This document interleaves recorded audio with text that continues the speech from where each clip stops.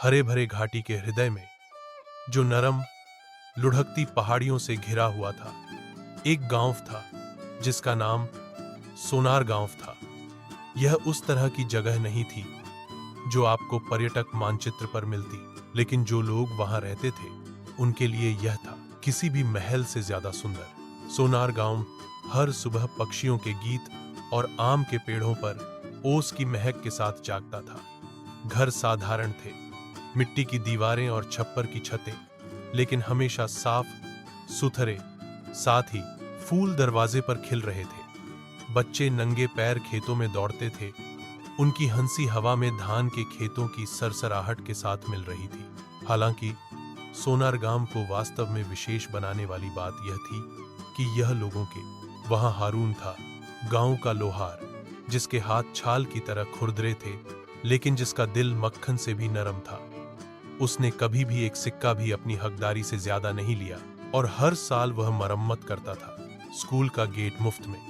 फिर पारुल थी, विधवा, जो हर शादी और त्योहार के लिए मीठे चावल के केक बनाती थी, कभी भी भुगतान नहीं मांगती थी, केवल मुस्कान। ग्राम प्रधान अमीना बीबी थी, अपनी ईमानदारी के लिए जानी जाती थी। जब एक यात्रा करने वाले व्यापारी एक बार सोने का एक बैग छोड़ गया तो उसने उसे 3 महीने तक सुरक्षित रखा, जब तक कि वह वापस नहीं आया।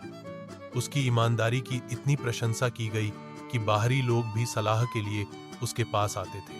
विवादों पर सोनार गांव के लोग कड़ी मेहनत करते थे, धूप में खेतों की जुताई करते थे, रात में देर तक टोकरियां बुनते थे, नदी के किनारे जाल की मरम्मत करते थे, लेकिन किसी ने शिकायत नहीं की।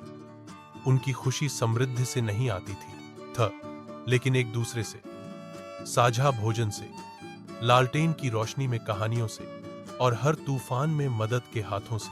कटाई के मौसम के दौरान उन्होंने न केवल चावल काटा, उन्होंने आभार, एकता और शांति काटा। हालांकि बाहर की दुनिया बदलती रही, सोनार गांव स्थिर रहा, गर्वित, विनम्र और सुंदर। एक अनुस्मारक कि सबसे सरल स्थानों में सबसे अमीर दिल पाए जाते हैं। क्या आप एक दृश्य चित्रण चाहते हैं? इस गांव और उसके लोगों की कहानी को जीवंत करने के लिए क्या कल्पना की गई है?